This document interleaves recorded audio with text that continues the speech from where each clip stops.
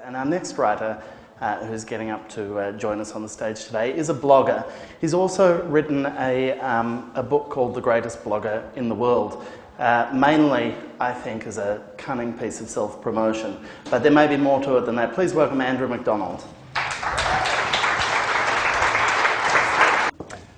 Yes, The Greatest Blogger in the World is my book. It features a young boy called Charlie who has his own blog, which he has entered into an internet competition to win the URL www.thegreatestbloggerintheworld.com. Charlie has a workaholic mother, he has a stay-at-home father, he has a little brother called Joshua who refuses to wear anything except for a tuxedo. He attends a school with a couple of friends, one of them whom is Thaddeus Beats, who is a businessman selling things like red cordial and zoetropes to the other kids at school. The Boots is his school crush who wears big black boots and is also the teacher's pet of the school. And then there's Cardboard as well, who is the very boring child that Charlie has no regard for at all, hence the name Cardboard. We'll begin at page 63. The end of lunch bell rang. On the way back to class, I saw Thaddeus in a crowd around the school notice board. I pushed in next to him. "What's going on?" I said. I didn't think the badminton team was being selected until we could afford to buy a badminton net. Thaddeus pointed up at the notice board. "Look. Blog post. Wednesday, August 13. The Robo Ninja 3000. Today at lunchtime, a big white poster appeared on the school notice board. On the poster was a picture of a Robo Ninja 3000. Everyone wants to own a Robo Ninja 3000. They're more than just toys. They're robots half the time and ninjas the other half, transforming and morphing at random times from one to the other and then back again." Underneath the picture of the Robo Ninja 3000 was the number 22 written in big fat numerals. No one knows what it means. Comments: 1 from a user called XY. "Loving the blog, Charlie. You are the greatest, I reckon. I dub thee the Blogmeister." I wondered who had put the poster up there and why. Either way, it was fantastic to blog about, and now someone called XY had left a comment calling me the Blogmeister. I searched online but couldn't find a website or blog by anyone called XY, but I didn't care. Someone thought I was the Blogmeister, and for a moment, that was even better than being the greatest blogger in the world. I was still on a high from being called the Blogmeister when I got to school the next day. But I quickly forgot about my new nickname when I heard that another mystery poster had appeared on the notice board. On it was a picture of a Lola Cat toy and the number 12. Lola Cat is a cartoon character popular with irritating children like Joshua. First, a Robo Ninja 3000 poster and now a Lola Cat poster. What did it all mean? As we walked to Mum's work after school that day, Thaddeus and I couldn't stop talking about the strange posters. Cardboard also tagged along, and so did the Boots. "I've heard it's some kind of competition," said Cardboard. "Really? My dad thinks it's a practical joke," said the Boots. "Brent Luter told me that it's a really slow game of bingo," said Cardboard. "I should have thought of that," said Thaddeus. "There's big money in bingo." I had to pick Joshua up from kinder on the way. "Good afternoon, Mrs. Pagent," I greeted the kinder teacher as I walked in the front gate. Hang on a second there, Charlie," said Mrs. Pagent, walking briskly towards me. "You can't come in here." "Sorry? No, I mean, they can't come in here." Mrs. Pagent pointed to Thaddeus, Cardboard and the Boots. "Read the sign," she said. I looked at the sign on the front gate. It said no bikes, no dogs, no gangs. "Well, I would hardly call those three a gang," I said. "They don't even smoke or wear black jeans." "Charlie!" Joshua came running up to me, still wearing his tuxedo. He had his Lola Cat backpack on his back. I hate Lola Cat. "A pleasure as always, Mrs. Pagent," I said, taking Joshua by the hand. Now that our gang was complete, we kept walking. Although in his tuxedo, Joshua looked like he should be in an opera, not in a gang. "What a great school uniform," said the Boots, looking at Joshua and getting out her camera. "If only our school could have such a bold uniform." "It's not a school uniform," I said. "It's just my little brother." "It's my emergency tux," said Joshua. Is it an emergency tux for emergency weddings?" said Thaddeus. "I hear that snap wedding ceremonies are the latest craze. Brent Luter's mum married some guy that she just met when they were on holiday in Paris, and then she mailed Brent home in the post." "My suit is for emergencies, like riding away from explosions on motorbikes," said Joshua. "He's been watching a lot of James Bond," I said. "Sorry to be a pain," said Cardboard, "but I was just wondering whether either of you would be good enough to, well, I'd really appreciate it if you could just find it in your hearts to explain to me..." Thaddeus cut him off. "Will you shut up? We don't need your mindless questions. Now, Josh, I congratulate you for having such a unique fashion sense. Good on you, little brother." Well, I'm only wearing my tuxedo because Dad hasn't done the washing anyway, said Joshua. Thaddeus stopped walking and knelt down next to Joshua. Hey, do you want to buy a zoetrope? Oh, good, we're here, I said, looking through the menacing front gates of the Trunk Food Company headquarters.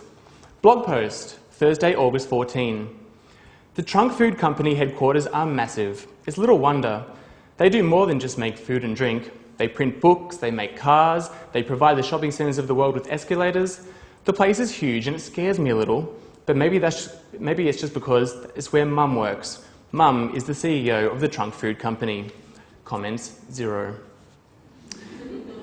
Mum's always busy being a CEO. Meetings, phone calls, emails, all never ending.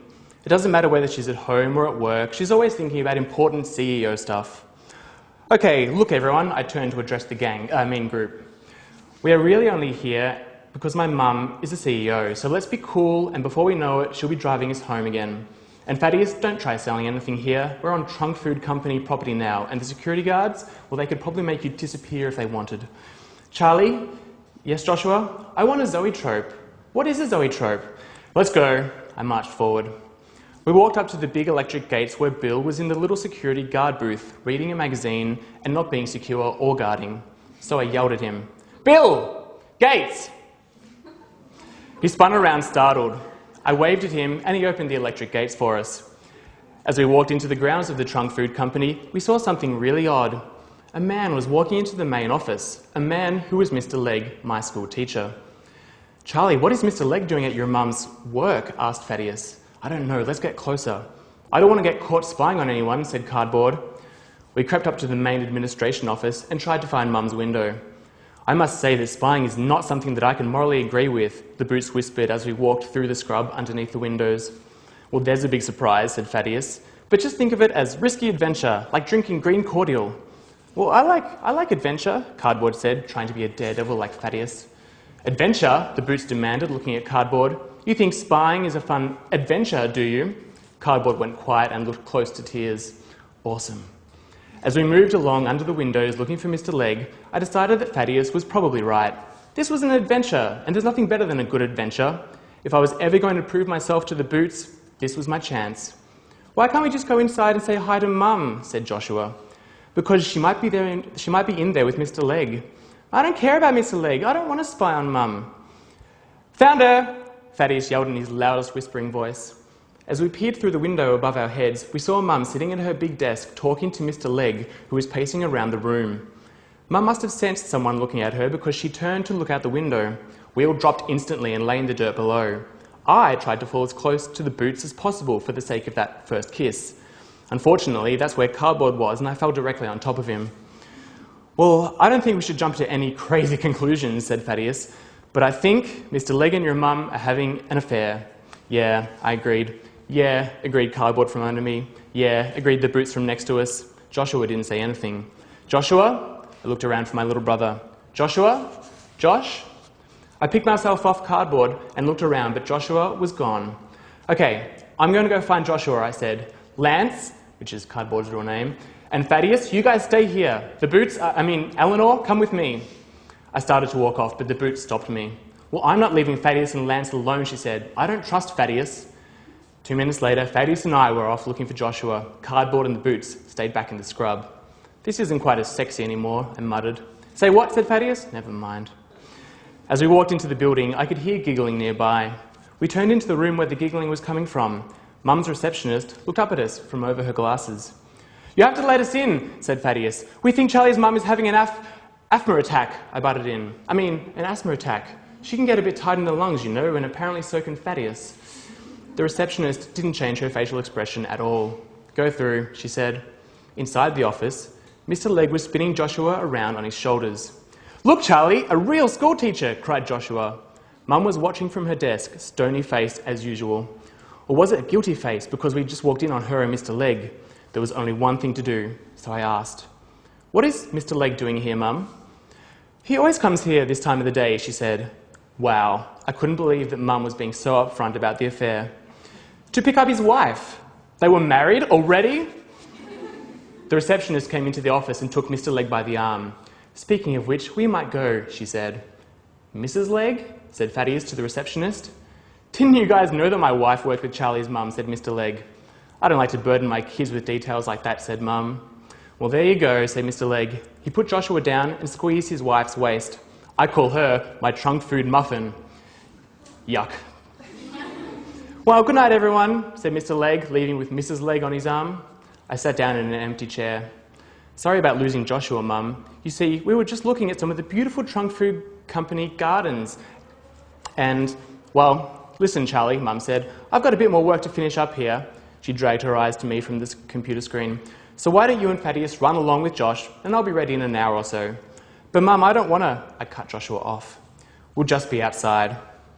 I could tell that Mum was in no mood to chat, so we left and walked back around to the scrub to get the boots and cardboard. But when we got there, they were gone. So we sat outside the Trunk Food Company escalators building and waited for Mum to finish work. I'd suspected my favourite teacher of having an affair and managed to lose the boots all in one afternoon. So much for first kisses. The glory of being a blogmeister seemed a million light years ago. End of reading.